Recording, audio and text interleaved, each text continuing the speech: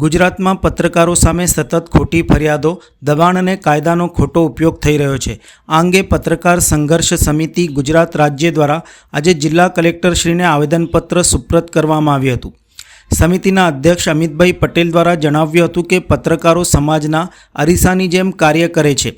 તેઓ ભ્રષ્ટાચાર, ગેરરીતિઓ અને જનહિતના મુદ્દા ઉઠાવે છે, પરંતુ આવા પત્રકારોને દબાવવા માટે કાયદાનો ખોટો ઉપયોગ થવો અત્યંત ગંભીર બાબત છે। આવેદનપત્રમાં મુખ્ય મુદ્દા નીચે મુજબ જણાવ્યા હતા કે જેમાં પત્રકારો સામેના ખોટા કેસો રદ કરવા, પત્રકારોને કાયદાકીય રક્ષણ અને સુરક્ષા આપવા, પત્રકારિતાની સ્વતંત્રતા માટે સ્પષ્ટ માર્ગદર્શિકા ઘડવી, દબાણકારી કાર્યવાહી કરનારા તંત્ર સામે કડક પગલાં લેવા। પત્રકાર સંઘર્ષ સમિતિ દ્વારા જણાવ્યું હતું કે જો પત્રકારોને ન્યાય અને રક્ષણ નહીં મળે તો રાજ્યવ્યાપી ગાંધી ચિંધ્યા માર્ગે આગળ વધીશું।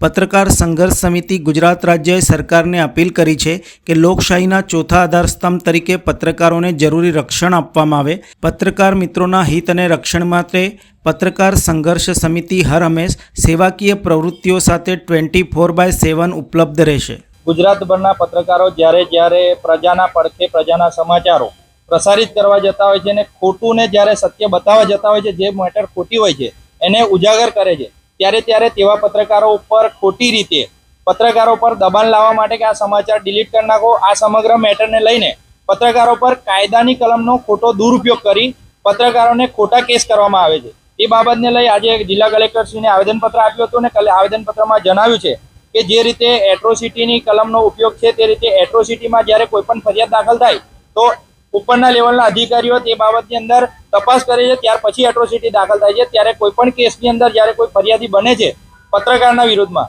ત્યારે એ પત્રકારની મેટરને સંપૂર્ણ સાચીપણે જાણવી અને ત્યારબાદ જે તે અધિકારી જો પત્રકાર ખોટો હોય તો પત્રકાર પર કેસ થાય।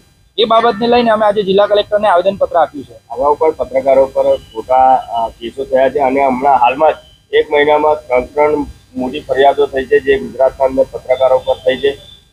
તેના માટે પણ કેટલીક જગ્યાએ આવેદનપત્ર આપવામાં આવ્યા છે। તો આવેદનપત્ર એટલું કાફી છે કે પછી આગળથી બીજા કંઈક કાર્ય કરવામાં આવશે? પત્રકાર સંઘર્ષ સમિતિ જે પત્રકારો પર એક મહિનાની અંદર 3 પત્રકારો પર જે હુમલા થયા છે તે બાબતને સખત રીતે વખોડે છે। એ જે 3 પત્રકારો પર જે ખોટી રીતે ફરિયાદ દાખલ કરવામાં આવી છે તેના માટે પત્રકાર સંઘર્ષ સમિતિ હર હંમેશ એ પત્રકારોની સાથે છે અને રહેશે। જ્યારે માત્ર એક આવેદન નહીં પણ જો આગામી સમયમાં આનું નિરાકરણ નહીં આવે તો પત્રકાર સંઘર્ષ સમિતિ ગાંધીનગરથી માંડી દિલ્હી સુધી પહોંચવા માટે સક્ષમ છે।